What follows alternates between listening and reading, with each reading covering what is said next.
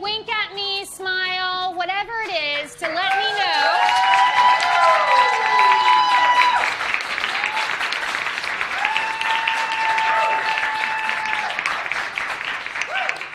I didn't even ask the question, which was going to be if any of you have tried to change a behavior. Yes, yes. Of course you have. Of course you have. About 10 years ago, I wrote down 100 things I wanted to change about myself in the areas of health, productivity, and decluttering my home, which resulted in downsizing twice. 100 seems like a lot, but I wanted to do it in very small incremental changes because I knew that behavior change takes time and it takes conscious effort and a plan. So I broke it down into 12 months, and I looked at different changes for 4 to 8 weeks. When I would hit this change and I would master it, I would go to the next step and the next step. So my book has 12 months of behavior changes: productivity, health, and decluttering, with a basic, intermediate, and advanced step for each one. In this mini workshop, we are going to cover 3 basic behaviors. The first one we will cover is health. I was a sugar addict. Sugar was a food group in my family.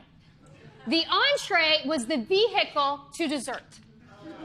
And sometimes we would have more desserts than entrees and sides at our family events. And I thought people were in crazy town when they would say things like, "Ooh, that's too sweet." Is there anybody in here that, yes, yes. Yeah. So I knew that I had to decrease my sugar intake. But at the time, I was addicted to Starbucks Grande Peppermint Mocha Lattes. And I had one every single day that I traveled, which was 45 to 48 weeks a year. Now, I liked this habit. I didn't want to give it up because I loved going to coffee shop with my girlfriend. I loved going to a coffee shop with my husband. I loved going to Starbucks when I traveled. But a Grande Peppermint Mocha Latte, just guess how many pumps of syrup? Just guess. 2, 4, 3, 6. Which looks like this. That's what I was starting. Yes, I know.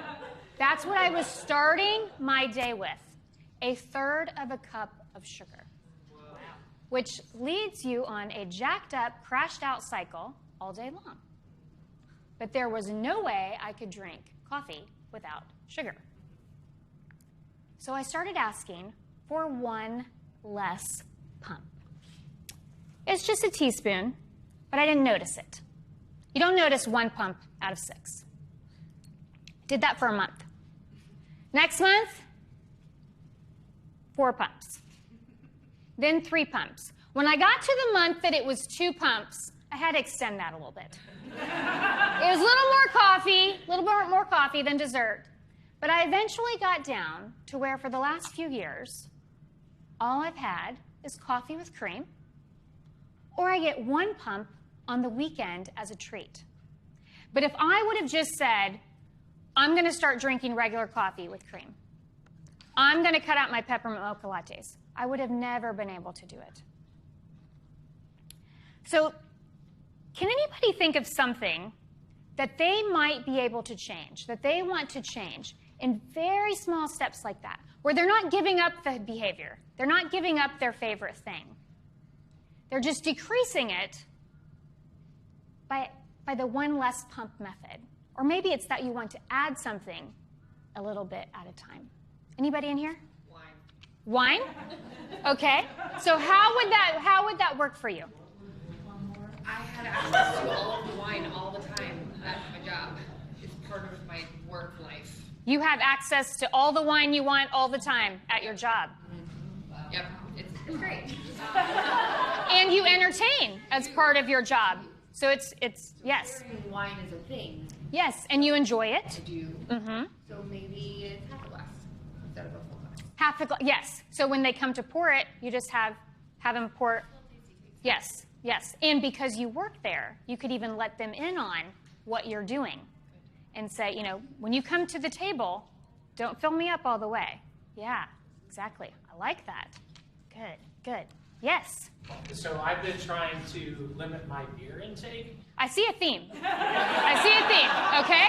Okay? This reminded me. Yes. I've been trying to limit my beer intake to 2 beers a week, 2 16-ounce glasses, and it's hard to do. So usually when I'm sitting with my friends, I end up drinking like 3 beers. And so I did notice that on the menu, they offer 9-ounce glasses. So I could do like a 16-ounce glass and then do 2 9-ounce glasses. So then I'm just getting 2 extra ounces of beer, but it feels like you're getting 3. I like that. Yes, yes. Good one. Very good. All right.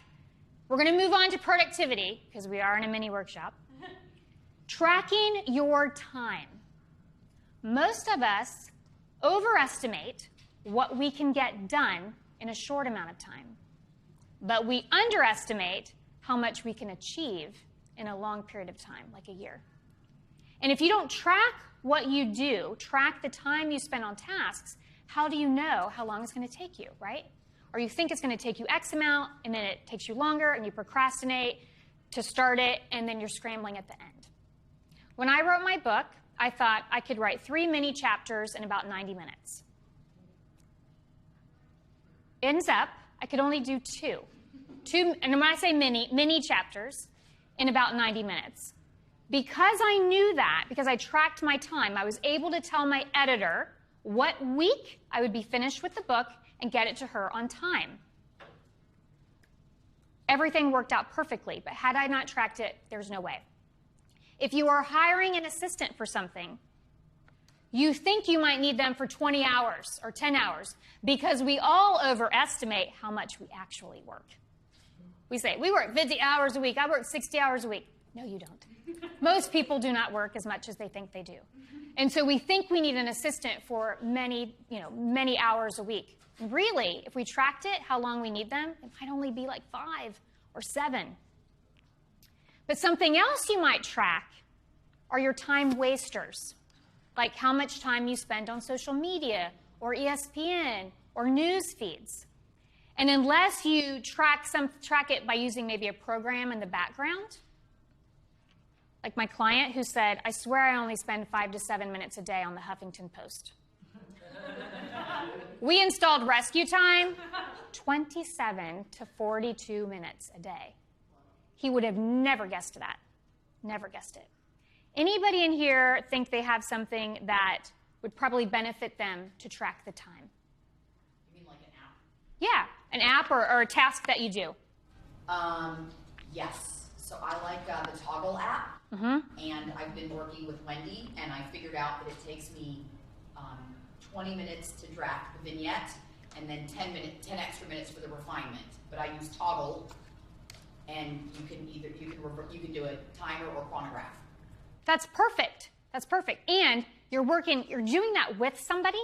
So if somebody's waiting for you for a deliverable, that's even more important. That's even more important. And that's when I realized how big the project is. Yes. Yes. I like that one. Anyone else? Yes. Yeah. So when I write proposals, it's the same project I've done before, so I kind of cut and paste it. And so I think, it won't take long. It'll take me 10 minutes. I think I'd probably spend like 30 minutes to an hour on a proposal. So that's one thing I wanted to keep track of better. And I feel your pain for the proposal because I used to think I was whipping proposals out in like 15 minutes. No. And it was even a template. And still, it's more like 30 to 35. Yeah, because I don't think about the time just of thinking involved. Just because it's a template doesn't mean that I'm fast at it.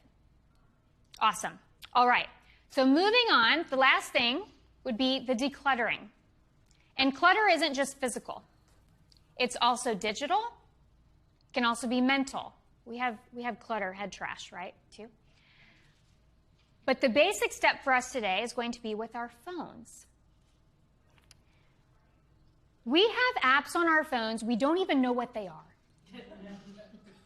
Yeah, I see so many people raising their hand. I had a guy who had a Meetup app on his phone.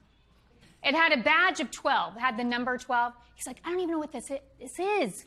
You know, it just stresses me out. I know I'm supposed to be doing something, but I don't know what it is. We're trying to explain to him what Meetup is. He had no idea. He's like, I don't even know how it got on my phone. And it was right on the front, right beside his email. So every day he's like, I see the numbers going up. I don't know what it means. It's like, you have a lot of places to be, Dan. But we need to take the apps off our phone that we don't know what they are. It takes up storage. It's a decision every time we look at it to do something with it or not. And it's just clutter. So we have apps that we don't use. We have apps that maybe we don't need all the time. You know, if you travel twice a year, you don't need the Delta app on your phone on the front page, you know, on the front screen. Because it's so fast to just delete an app or offload it and pull it up again when you need it. And at the very least, move those to maybe the third screen. But then we also have apps that we might want to take off because we use them as time wasters, right? We cannot do the 18-second elevator ride up to the top of City Club without pulling out our phone because we might be wasting 18 seconds, right?